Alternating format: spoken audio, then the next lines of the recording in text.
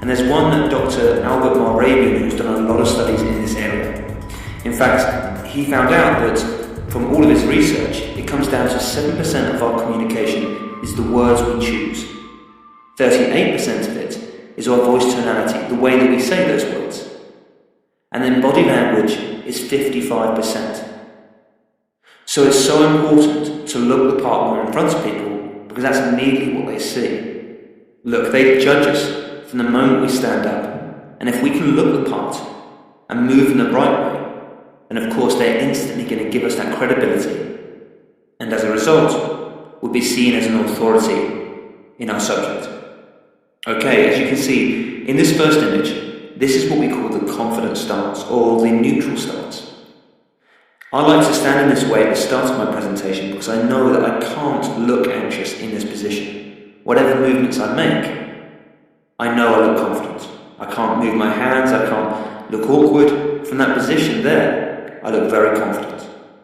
And what I'm doing is I'm standing with my feet about hip width apart. I then raise my chest ever so slightly, not too much so we look like a bouncer on a door of a nightclub, but more of a case of just getting it to where it feels comfortable. And then with our hands, we just clasp them together in front. And from here you look very, very confident. People instantly perceive that.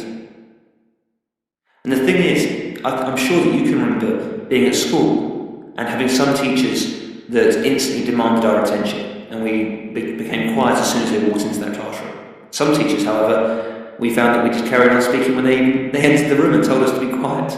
And this came down to a lot of body language, the way that they communicated to us.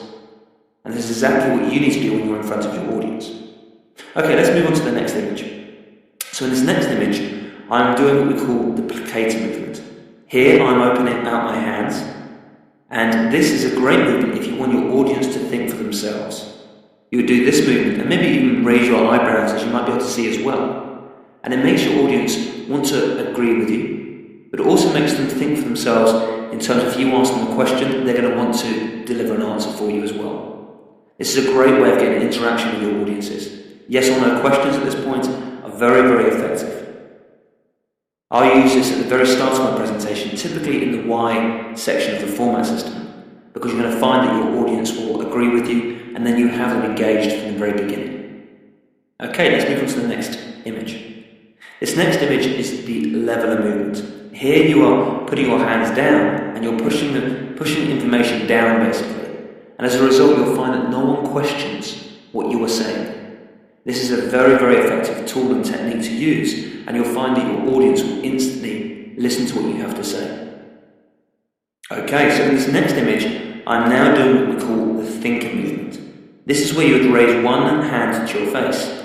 And this is perfect when people ask you questions, or if you want to look like you're thinking when you're on stage.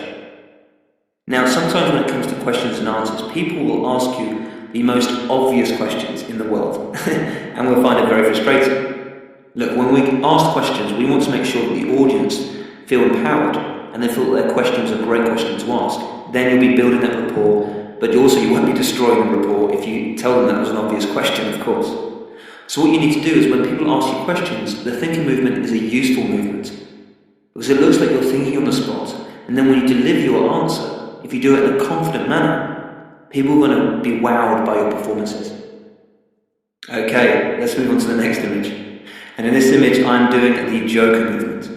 The Joker movement is a fantastic movement to make sure your audience laugh at the right points, but use it with care. I mean, I'm obviously exaggerating the movement here just for this video so you can see exactly what you need to do, and at the same time think about what you're saying and when you would include this movement.